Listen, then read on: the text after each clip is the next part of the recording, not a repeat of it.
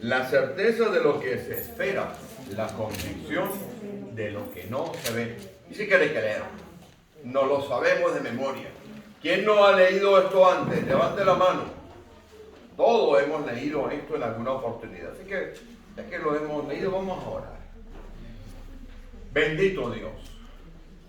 Venimos delante de ti en el nombre de Jesús, nuestro Señor, nuestro Salvador, para pedirte, Padre bendito, que tú limpies los aires de toda influencia maligna que impida que podamos pensar en tus cosas. Reprendemos en el nombre de Jesús cualquier influencia que no sea tuya, Señor, y la echamos fuera de este lugar. Pedimos, Padre de toda misericordia, que lo que pensemos, lo que digamos, lo que hoy, Señor, se hable aquí sea única y exclusivamente para edificar tu nombre, para expandir tu reino y para llevar la palabra de salvación y del conocimiento de Jesús nuestro Dios. Pedimos también que las meditaciones de nuestros corazones y los dichos de nuestras bocas sean agradables a ti. En el nombre de Jesús. Amén. Puede sentarse, mis hermanos. Le voy a pedir a mi hermano alguno de los técnicos, porque aquí ahora tenemos técnicos de ordenadores a montones. Alguno de los técnicos, ponga un PowerPoint que he traído. Técnico número 2, importados de Colombia. Tenemos técnicos nacionales. ¿Dónde está Enol? ¿Dónde está Enol? No, Enol, nuestro técnico nacional. Mallorquín, ¿no? No es Mallorquín. Mallorquín, por más señas. Y tenemos nuestros técnicos importados. Aquí hay para todos. En esta congregación le damos gracias a Dios. Hay de todos los sabores y de todos los colores. Ya lo tenemos. Bien, si yo preguntara ahora a mis hermanos que me dieran una definición de fe que no sea la que hemos leído, ¿quién me daría una definición de fe, por favor? A ver, un voluntario. Democráticamente pediré que nuestro hermano Henry nos dé una definición de fe diferente de la que hemos leído. Imaginaba que ese dedo venía puesto de lado. Yo tengo una comparación de eso. Bueno, de buena oportunidad. Adelante, no se peleen. No, señores, creo que todos trabajamos para recibir salario, ¿no? Y ninguno recibe el salario al principio, sino que lo recibe al final. Dice la palabra que nosotros andamos para alcanzar una promesa, ¿no? Esa vida eterna, ¿no? Para ver a nuestro Señor en los cielos. Y esto es una peregrinación. Y casi todos los ejemplos de hombres de Dios que están ahí vivieron conforme a esa promesa. Y murieron sabiendo que van a recibir. Así que yo creo que ese es un ejemplo, ¿no? Que tenemos que andar esta vida sabiendo que vamos a recibir día a día. Igual que cuando nosotros trabajamos durante toda la semana sabiendo que vamos a recibir el salario. Pero si no, no trabajaríamos, claro. Sé que para usted fe tiene que ver con recompensa, ¿no? Sí. Yo pensaba que era que usted trabajaba como trabajé yo en una época, en una empresa donde me pagaban religiosamente. ¿Sabe cómo era eso? Había que decir que me paguen, Dios mío, que me paguen. Porque nunca pagaban a tiempo. Siempre estaban atrasados. Y para mí la fe no es ciega, aparte de que tiene sentido y tiene una razón de ser. La fe no arranca desde la intención de mi corazón, el deseo de obtener eso, entonces tengo tanta fe que lo voy a alcanzar. Yo creo que la fe arranca desde alguien que me lo dijo y confío en tanto eso que espero en él. Muy bien, o sea que su fe tiene un objeto, un sentido. Sí. Muy bien, vamos, mi hermana, adelante. A fé é crer em Deus mesmo que não estamos vendo, assim como Abraão ha hecho. Muy bien, la fe es creer como creyó Abraham. Sí. Muy bien, muchísimas gracias, mi hermano. Mi hermana, hoy vamos a ver alguna otra definición de fe, porque la fe tiene muchas definiciones. Usted y yo hemos llegado a las congregaciones probablemente con una definición de fe transaccional. Cuando hablo de una definición de fe transaccional, es una definición que significa que yo tengo que hacer algo para recibir algo. Es una fe bastante común en el ser humano. Es una fe ritualística, no estoy desmeritando esa fe. Pero es una fe que puede tener ciertas características. Por ejemplo, si usted va a un templo católico, en algunos templos católicos usted verá que hay unas efigies, o en la entrada hay lugares en los cuales usted consigue una mano o un pie. ¿Lo han visto alguna vez? Una reliquia en la cual usted va y pide una cosa al santo o a Dios, y que cuando usted va a pedir algo, usted le hace una promesa al santo o a Dios. Si usted me concede esto, entonces yo hago esto otro. Quizás este tipo de fe sea tan común para muchos de nosotros que no la notamos de inmediato. Yo recuerdo de pequeño, cuando estudiábamos y no pasábamos o no íbamos a aprobar una asignatura, se corría una voz dentro de los estudiantes del colegio donde yo estudiaba, que había un método que era una fe transaccional, en el cual pasabas el examen. Era que cogías un cordón de tus zapatos. Miren que esto era casi brujería. Cogías un cordón de tus zapatos, lo atabas y decías: Pilato, Pilato, si no me pasas y no me apruebas, no te desato. Pero fíjense el tipo de fe con el cual uno está siendo criado. Hoy vamos a ver una característica diferente de la fe. Y la fe, esto nos va a ayudar a entender la fe. ¿Han escuchado hablar de la palabra palíndromo alguna vez?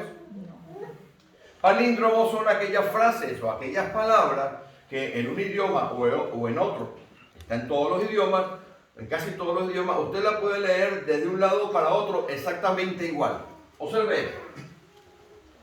¿Qué dice aquí? ¿Y aquí? Y aquí, por ejemplo, este se aplica para las clases que da el pastor. Son mulas o cívicos alumnos. Son mulas o cívicos alumnos. ¿Lo ven? Se lee al revés.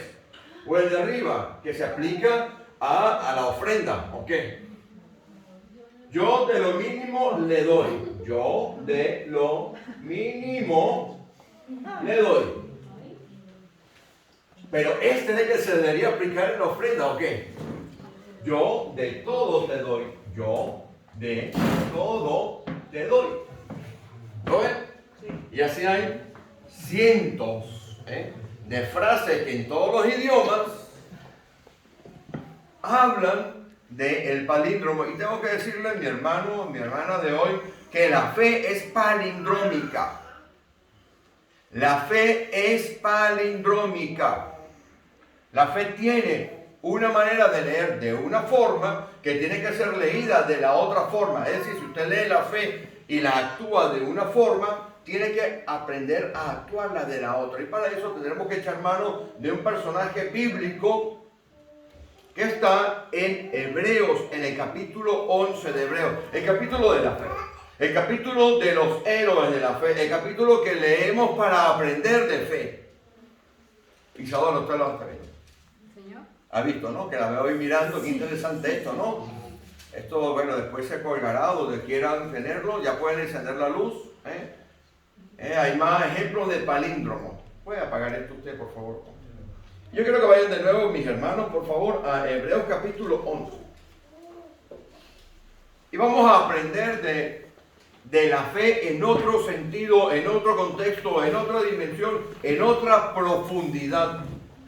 Diferente de la fe que usted y yo hemos aprendido a actuar. Que no estoy diciendo que esa fe no sea mala, pero tengo que decirle que usted y yo no podemos producir fe. La fe suya, la fe verdadera, que tiene muchas características, que tiene muchas aristas, que es como un cubo de Rubik, solamente puede provenir de Dios. Él es el autor y consumador de la fe.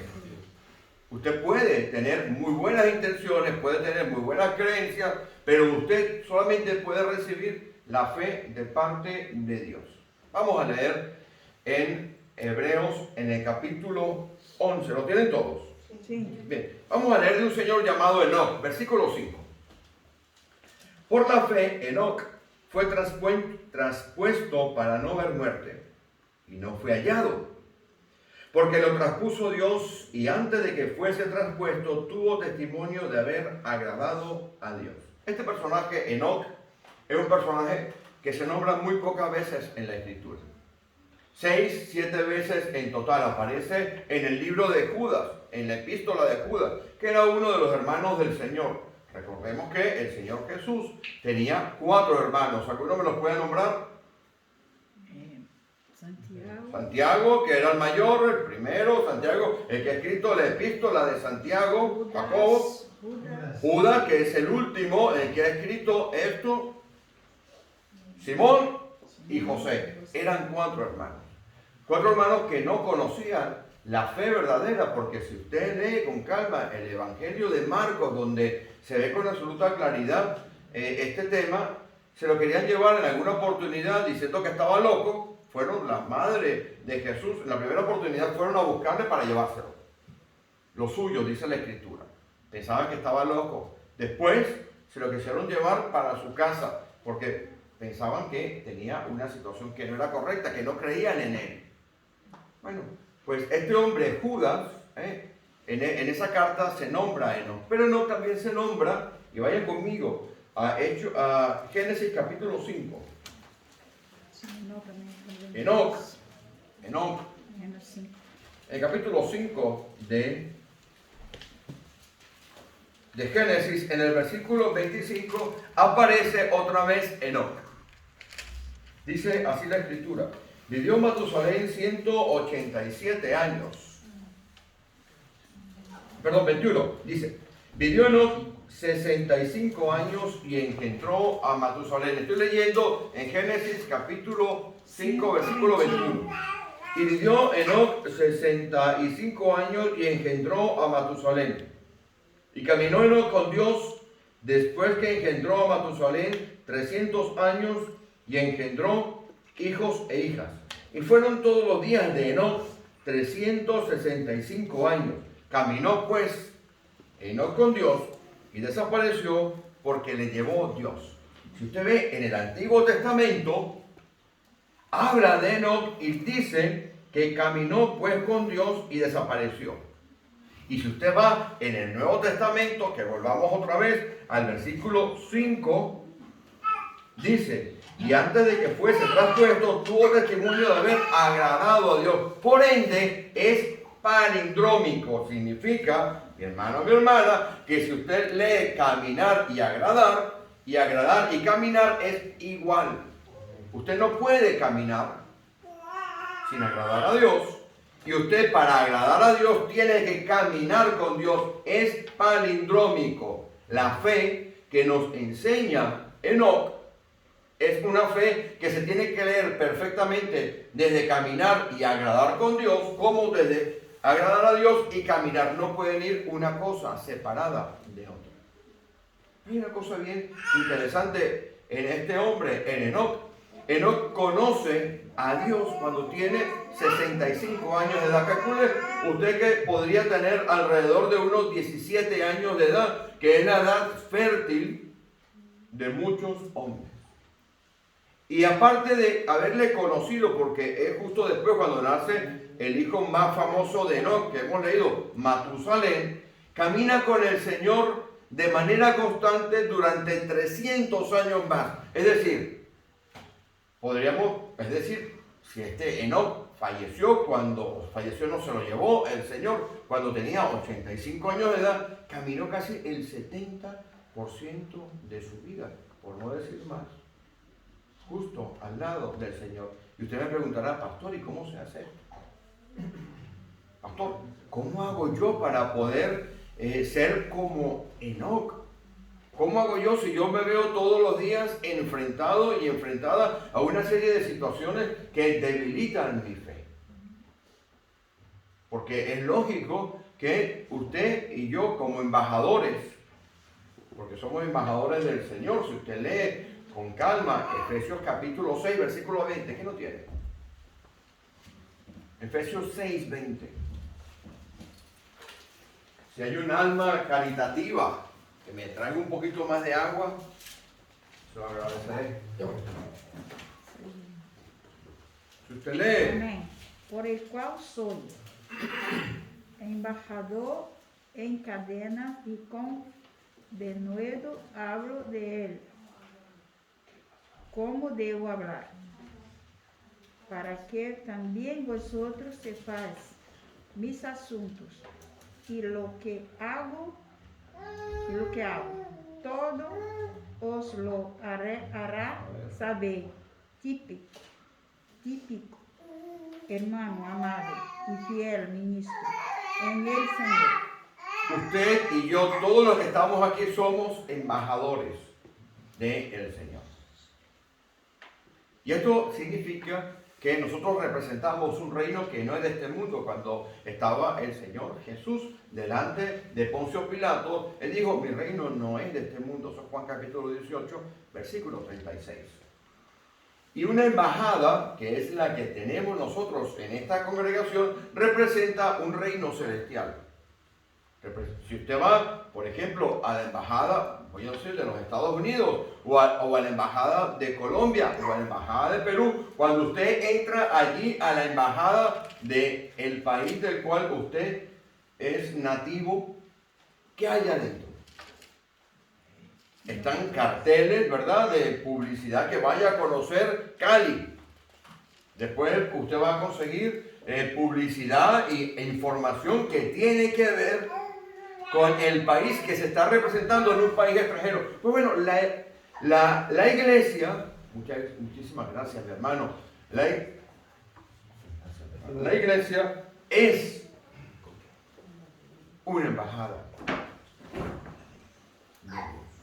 Y una embajada en una situación de guerra extrema, que nos dificulta caminar con Dios.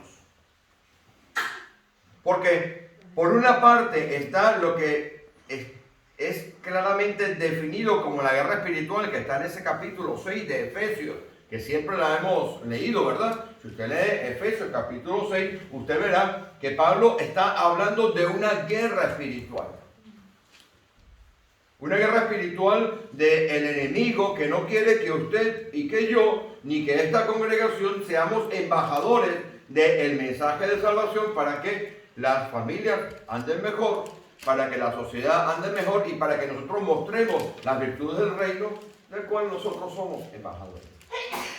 Pero por otro lado también está, como dice Primera de Pedro, capítulo 4, versículo 17, que no tienen que buscarlo, que estamos siendo en este momento depurados por Dios. Así que usted y yo nos vemos en medio de dos frentes. Nos vemos en medio de un frente que es la guerra espiritual, que usted puede leer perfectamente bien en Efesios capítulo 6, ¿verdad? ¿Han escuchado? Que nuestra lucha no es contra carne, ni es contra sangre, sino contra principados, contra potestades, contra huestes, contra gobernadores de este siglo, huestes espirituales de maldad en las regiones celestes. Entonces, usted está recibiendo como iglesia, como persona, algo que va a conspirar contra su fe, que es todo lo que viene de afuera del mundo, porque quien opera en el mundo, ¿quién es? El enemigo. Y esto lo vimos con absoluta claridad. Ustedes saben que la congregación nos ha regalado un fin de semana, bueno, 2 días y medio a mi esposa y a mí en un lugar, en un hotel, que agradecemos mucho, ¿no? Pero mientras estábamos en ese hotel, Dios iba mostrándome cosas interesantes acerca de estas guerras espirituales en las cuales estamos y que quiero desarrollar aquí. Cuando estábamos allí, primero que bueno, que el hotel, eso es un hotel de super lujo, ¿no? Cuando subíamos nosotros con nuestra cafeterita, ahí, ¿verdad? Y veíamos los coches de lado y lado, decíamos, Dios mío, qué maravilla, ¿dónde estará esto? Ya, y no sabíamos si nos iban a dejar entrar al hotel, porque hay un castillo allí en la zona más pija de donde fuimos, y cuando vamos entrando, todos los coches eran Mercedes-Benz y Audi y qué sé, Ferrari, qué sé yo. Y nosotros íbamos allí, pero Dios es bueno y en su infinita misericordia nos hizo aparcar cerquita de la entrada de los proveedores, donde se mete la ropa sucia de los vegetales. Y ahí pasamos medio desapercibidos. Ahí nos metimos. En su infinita misericordia. Después cuando llegamos allí, una habitación espectacular, con unos edredones así, una cosa, unas almohadas, hundías la cabeza así, ¿no? Ya hasta parecía que tuvieras pena, porque bendito Dios, qué alegría. Si alguno de ustedes quiere saber cuánta agua tragó el pastor en el spa ese, será puesto, muchas gracias hijo, será puesto en disciplina. Así que no se puede saber cuánto tiempo tragó el pastor agua de esa, porque son unos chorros de agua. Pero todo está diseñado para alimentar la carne.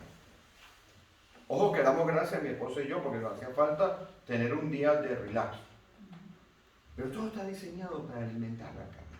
Parece que no, pero el enemigo trabaja. Y le estoy diciendo que usted no vaya a pasar un fin de semana a un hotel. Pero Dios me mostró ayer la verdad de un sueño a la realidad. Porque al mediodía nos trajeron una ensalada así, con 50,000 cosas.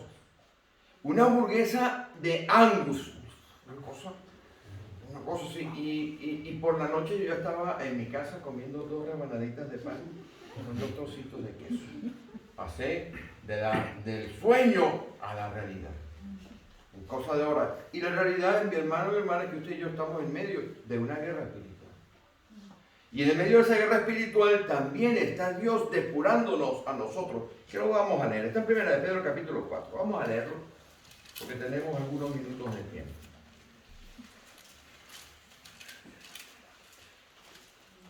El versículo 4, el versículo 17 del capítulo 4 de la primera epístola de Pedro, nos dice que usted y yo, siendo embajadores para llevar adelante la obra de Dios, estamos siendo también tratados por Dios al mismo tiempo. Lea usted el versículo 17, dice así: porque es tiempo de que el juicio comience por la casa de Dios.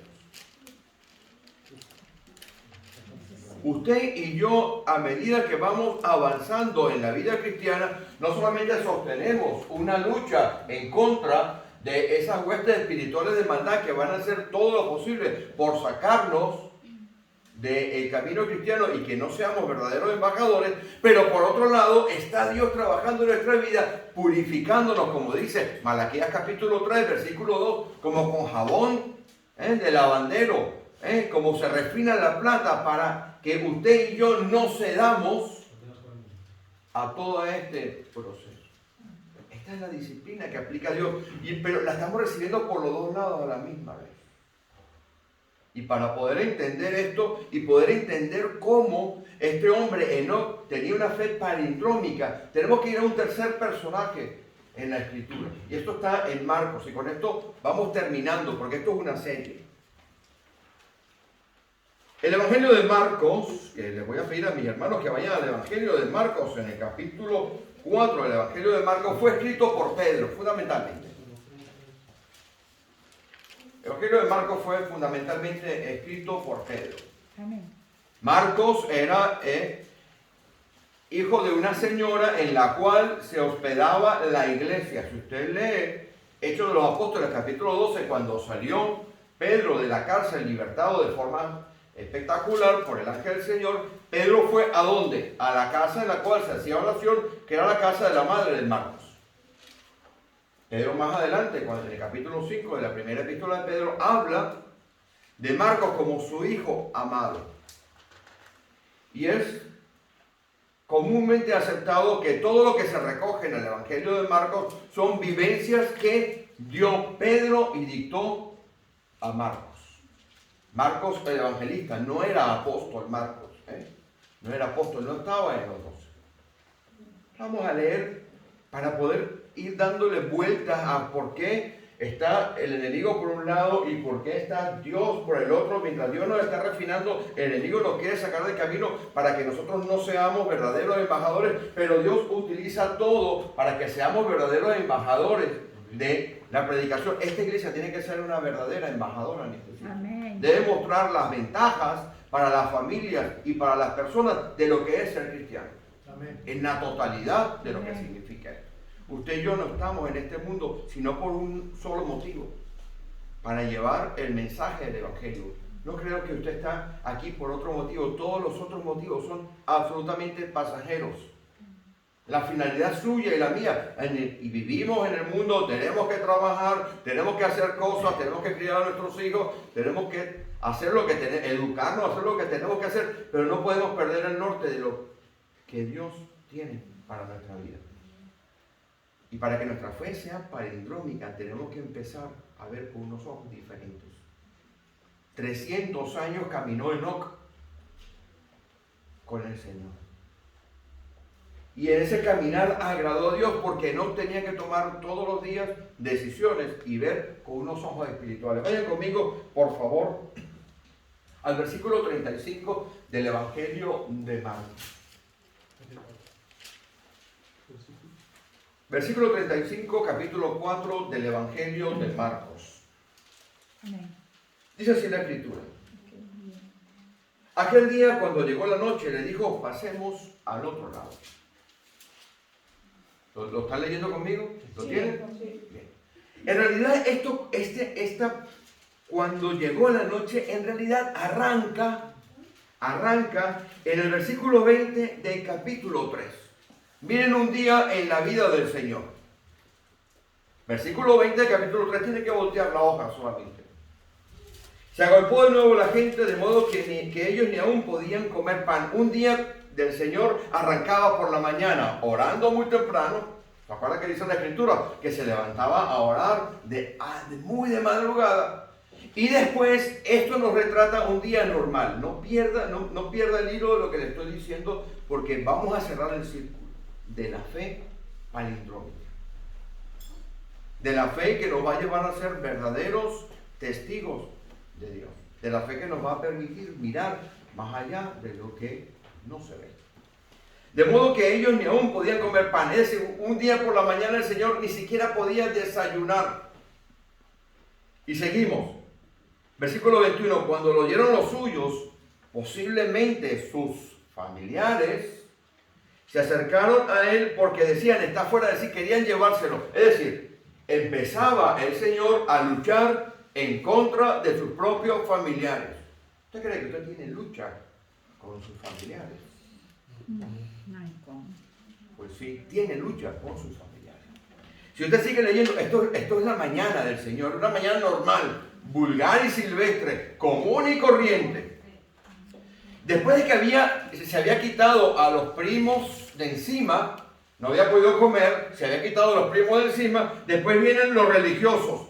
Pero los escribas que habían venido de Jerusalén decían que tenía Beelzebú. Es decir, habían ido a Capernaum, desde Jerusalén, habían bajado hasta Capernaum a seguir dándole mala vida al Señor.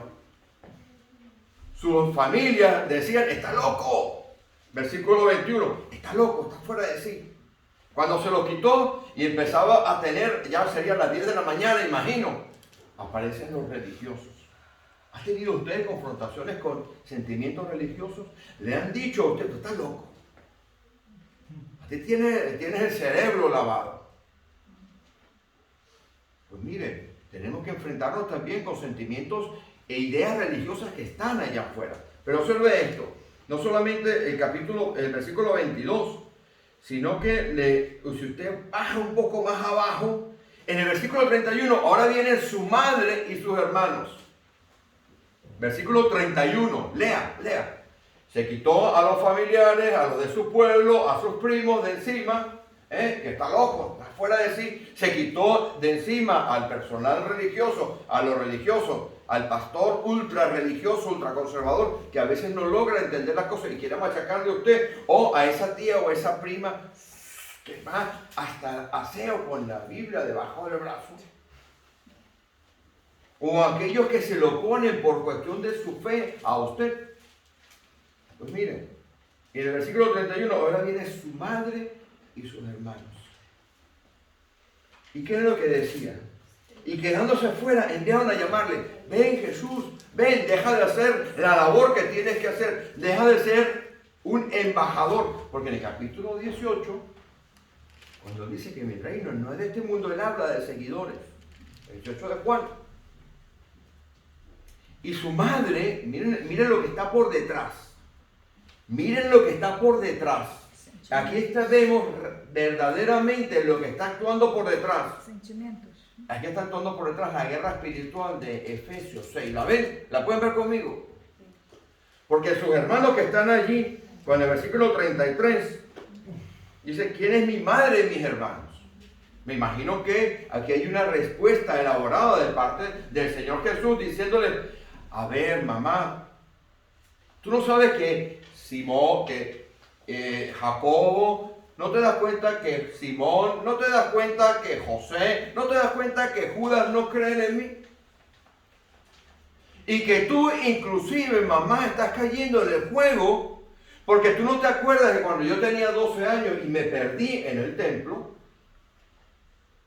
y tú me fuiste a buscar y me dijiste, tu padre y yo, ¿sabes de qué estoy hablando, no? Tu padre y yo estamos muy preocupados, te hemos estado buscando.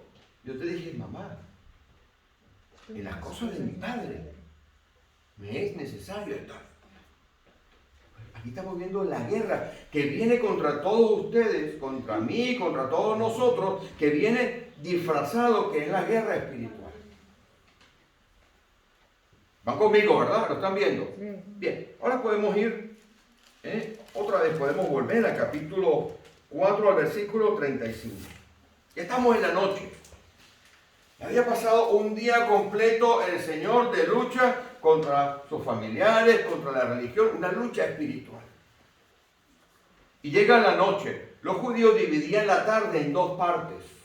Había una tarde que comenzaba, que se llamaba también la noche, que comienza a la caída del sol, y hay otra tarde desde las 6 de la tarde para arriba, 3 horas más.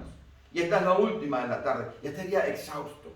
Cuando yo he tenido que predicar, por ejemplo, aquí y predicar en Pamplona en la tarde, yo llego a casa muerto. Porque la guerra espiritual de acá. Pastor, ¿cómo hago yo para tener una fe palindrómica? Como la fe de Enoc. ¿Cómo hago yo para resistir el embate de todo esto? Pues mire cómo Dios le va a ayudar. Mire cómo Dios le va a ayudar. Seguimos. Aquel día, cuando llegó la noche, le dijo, pasemos al otro lado.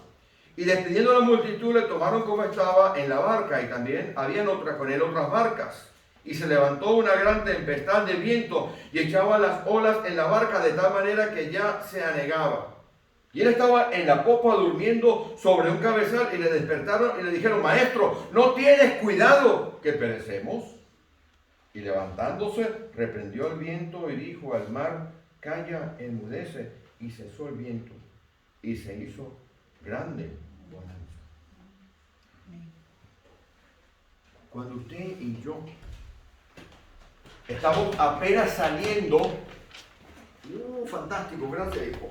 Cuando usted y yo apenas estamos saliendo de la lucha espiritual de un lado, aparece algo que usted a veces se sorprende. Los apóstoles habían seguido las instrucciones de Dios. Y era una instrucción muy difícil porque del otro lado de Capernaum, ellos estaban en Capernaum, del otro lado de Capernaum había un territorio llamado el territorio de Gadara. ¿Han escuchado hablar de eso? Era el territorio de los gadarenos. Los judíos evitaban a toda costa ir a Gadara. Los judíos, si tenían que ir a Gadara, iban a dar... eso era lo peor para ellos. Así como ir a Samaria era lo peor para un judío. Daban la vuelta, se daban un rodeo. Si usted quería ir a Tudela, vamos a suponer que fuese Samaria, pues usted evitaba Samaria. Usted quería ir a Zaragoza, usted evitaba y se iba por Logroño, se iba por Burgos para llegar a Zaragoza, para no pasar por Tudela. Pues Gadara era un territorio aún peor a los ojos de los judíos. Y estos 12 apóstoles que estaban recién entrando a estar con el Señor, porque en el principio del capítulo 3 lo puede leer, obedecieron a Dios y subieron en la barca. Estaban en lo que muchos llaman en la perfecta voluntad de Dios. Pero en la perfecta voluntad de Dios no siempre brilla el sol. En la perfecta voluntad de Dios hay tormenta. En la perfecta voluntad de Dios hay tifones. En la perfecta voluntad de Dios hay contrariedades. En la perfecta voluntad de Dios hay lluvia, hay viento, lo que se desata en estos hombres. Esta tormenta que pasa aquí en el lago de Genesaret les pilla medianamente en la mitad. Hay 13 kilómetros de diferencia entre un lado y otro. Y estaban en la mitad cuando se desata toda esta tormenta. Y cuando vienen tormentas a su vida, mi hermano, mi hermana, es para que su fe sea palindrómica, porque la tormenta está diseñada para usted. Y cuando viene la tormenta en su vida, observe esto, usted está en la voluntad de Dios, está sirviendo en la iglesia, está siendo embajador de las cosas de Dios, y de repente viene un problema que tiene ciertas características. El primero es que usted no se lo espera. Estos apóstoles no se esperaban una tormenta que usualmente sucede de día en el medio de la noche. ¿Cuántas veces no ha pasado en su vida que está usted sirviendo las cosas del Señor y de repente de la nada aparece una tormenta que usted ni siquiera había previsto? Porque hay muchas tormentas que nosotros podemos predecir que va a venir. No es que seamos meteorólogos, pero sabemos que hay acciones en nuestra vida que van a conducir a algún problema más adelante. Si usted se olvida, por ejemplo, el cumpleaños de su mujer, prepárese. ¿Sí o no? Sí. Mira, ya me he dicho. Apunte que le hago. Y entonces, estos apóstoles se consiguen. ¿Usted también se ha olvidado o qué? Usted está recién casado, usted no se puede olvidar. Que te olvidas del aniversario ya. Usted no se puede olvidar hoy, mi hermano. No. Cuidado, Digo que el cumpleaños es una cosa, pero el aniversario ya, me parece ya no. No te marca eso en piedra. 40 años, hermano. Pero le digo, sobrevivido. Y no se va a marcarlo en piedra. Entonces, hay problemas que vienen a su vida y usted no los espera. Vienen de repente, pero es que usted tampoco sabe cómo controlarlos. Miren los apóstoles. Les viene un problema de una magnitud que ellos ni siquiera saben cómo controlar la seguridad que tenían, que se llama la barca. Se estaba llenando de agua. Pero esa tormenta diseñada por Dios no solamente cae cuando usted no se la espera, sino que de manera adicional toca sus sentimientos. Lo llena a usted de angustia, lo llena a usted de miedo, lo llena a usted de incertidumbre. Observen esto. Se levantó una gran tempestad de viento y echaban las olas en la barca, lo que era su seguridad. Y le despertaron y le dijeron: maestro, no tienes cuidado que perecemos. Ellos, si usted lee el versículo 40, están amedrentados. Cuando viene esa tormenta, toca la más profunda parte de usted. Usted se llena de miedo, no sabe cómo controlarla, ha llegado de inmediato a su vida, pero no solamente eso, sino que aparte de tocar su miedo, toca su fe. 300 años caminó Enoc con el Señor, hay que ver la cara. Caminar 300 años, ¿cuántas tormentas habrá tenido Enoc? Y cuando lo cita Judas dice, de estos profetizó Enoc, séptimo desde Adán. Profetizó. Era un hombre profeta. Era un hombre que mantenía una relación constante con Dios. Observen esto. Estaban llenos de miedo, pero su fe estaba tocada. No tienes cuidado que perecemos. Señor, tú como que no te has olvidado de mí. Estoy en la iglesia, estoy sirviendo a tope, trabajo un montón, salgo algunas veces de mi turno de trabajo, de mi horario de trabajo, absolutamente cansado, absolutamente cansada, y vengo a la iglesia. Señor, y este problema. ¿No te importa todo lo que yo doy? Mira, estoy muerto de miedo, estoy muerto de angustia. No sé cómo entrarle, no sé cómo controlarlo. Cuando los apóstoles estaban en esa barca, estaban en la perfecta y absoluta voluntad de Dios. Habían obedecido. Estaban llenos de miedo. No tienes cuidado que perecemos. Estaban contrariando al Señor. El Señor hace estas cosas que hace el Señor. Establece un diálogo con la naturaleza. Imagínense, sale, se levanta y empieza a hablar con la naturaleza. Pero hay algo aquí, en esta porción, y ya estamos terminando con esto, que nos indica, mi hermano y mi hermana, que la teología suya y la mía en los momentos de miedo tiene que cambiar absolutamente. Observe lo que dice el versículo 40 en esta pregunta que yo quiero que usted la responda, para que aprendamos lo que es una fe palindrómica. ¿Por qué estáis amedrentados?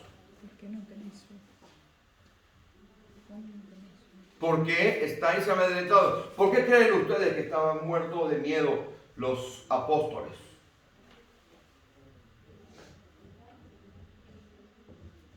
La barca se hundía. No tenían fe. No tenía salvavidas. ¿Qué? Alguien dijo que no tenía fe. Fe tenían. Con la tormenta. Estaban poniendo la fe en la tormenta. Habían puesto los ojos en que la tormenta iba a hacer lo que la tormenta iba a hacer. ¿Qué era? ¿Dónde estaba entrando el agua? El barco.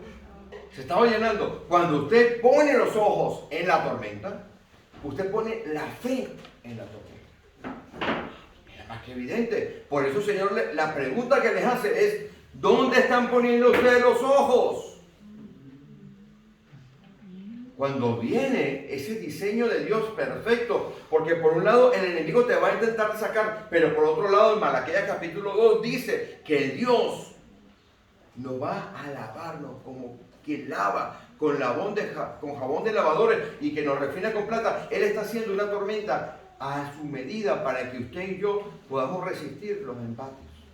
Y le dice a estos, están poniendo ustedes, muchachos, sus ojos en la tormenta. Se les olvida que estoy yo aquí.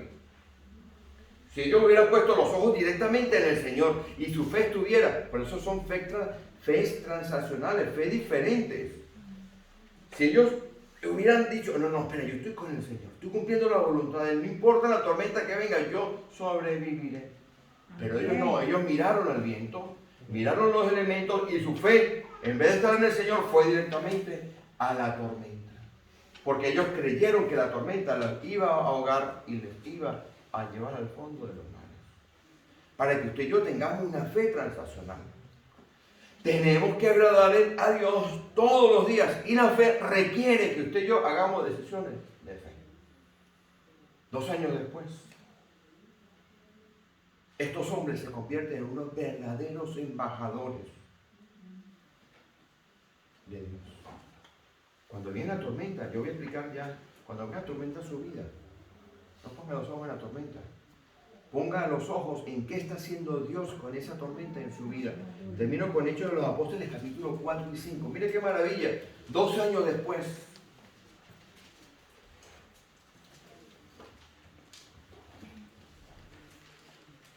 En el capítulo 4 y capítulo 5 muestran cómo estos apóstoles entendieron lo que aquel mensaje les había dado. Capítulo 4 y versículo 1. Dice, hablando ellos al pueblo, vinieron sobre ellos los sacerdotes con el jefe de la guardia del templo y los saduceos, resentidos de que enseñasen al pueblo y que anunciasen en Jesús la resurrección de entre los muertos, y le echaron mano y los pusieron en la cárcel hasta el día siguiente, porque era ya tarde. Esta es la guerra espiritual, Efesios 6. Este era el mismo Sanedrín al cual ellos se enfrentan en el capítulo 4, en el capítulo 5, el mismo Sanedrín que 2 años antes había condenado al Señor Jesús. La misma gente. El mismo sumo sacerdote, los mismos 70, ahora los tenían a ellos. A Pedro y a Juan, que habían estado en aquella barca. que habían aprendido a andar con el Señor y a agradar a Dios, palindrómico. Usted no puede agradar si usted no camina. Si usted no camina, usted no puede agradar. Y usted tiene que ser embajador. Así, venga lo que venga, usted tiene que ver qué es lo que está detrás. Y ver cómo Dios nos capacita. Y eso es lo que pasa aquí. Aconteció el día siguiente que se reunieron en Jerusalén los gobernantes, los ancianos, los escribas, todos aquí contra estos dos. El sumo sacerdote Anás y Caifás y Juan y Alejandro y todos los que eran de la familia de los sumos sacerdotes. Esto es lo que en mi país llaman una callata. 20 contra 1. Esto era toda la ciudad de Calahorra con sus gobernantes, con sus ediles, con el alcalde. ¿Aquí es alcalde o alcaldesa? Alcaldesa. Con la alcaldesa, todos contra esta congregación. Contra Pedro y Juan, los que habían estado en el monte. Versículo 18. Y llamándolos, les intimaron que de ninguna manera hablasen ni enseñasen en el nombre de Jesús. Mas Pedro y Juan, sabiendo ellos con una absoluta certeza que eran embajadores y en la situación en que estaban y que habían aprendido la lección de allá, de aquella cosa, de aquella tormenta, le responden. Versículo 19. Juzgad si es justo delante de Dios obedecer a vosotros antes que a Dios. Se repite algo igual en el capítulo 5. ¿Qué les quiero transmitir hoy, mis hermanos? Nosotros no somos de este mundo. Dios, por un lado, nos refina con tormentas, con dificultades, para que no pongamos los ojos en la tormenta, sino los ojos en Dios, para ser unos verdaderos embajadores, como pasó con Pedro y con Juan, como hemos visto aquí. Y por otro lado está lo que se ve, lo que no se ve, que es lo que está por detrás, que utiliza a nuestra familia, utiliza a las autoridades, utiliza a todo el mundo para sacarnos del camino y para golpearnos. Pero esta congregación, empezando por usted, tiene que ser un verdadero embajador. Amén. Pablo, cuando dice en el versículo 20, en el capítulo 6, después de que ha descrito toda la guerra espiritual, y en el versículo 18 dice y orar. En el 19 sigue elaborando la idea, y en el 20 dice, para que yo con denuedo, con valentía pueda llevar el evangelio. Si usted cree que usted va a estar en esta congregación, en este nuevo año congregacional que estamos comenzando en septiembre, y usted no va a tener problemas, Estás equivocado, sí. pero si usted no quiere tener inconvenientes con su familia, con las autoridades, para que no. Si usted no lo desea, usted puede salir, porque nosotros vamos a ir este año de verdad, Amén. a tope, Amén. con todo, a predicar un evangelio centrado en la Escritura. Un evangelio en el cual Jesucristo sea la roca fundamental. Un evangelio que transforme la sociedad, porque eso hacen las embajadas. Las embajadas lo que hacen es que llevan una porción del país, de Colombia lo traen aquí, de Ecuador lo traen aquí, para que todo el mundo conozca las virtudes de aquel que nos llamó de las tinieblas a su luz admirable. Les animo, mis hermanos, si no se han apuntado en las hojas, si usted no sabe en qué servir, que usted escuche este mensaje y recuerde, Dios tiene para nosotros no solamente una embajada, sino que tiene una tormenta hecha a nuestra medida. Voy a dar la Amén. oportunidad. Gloria a Dios.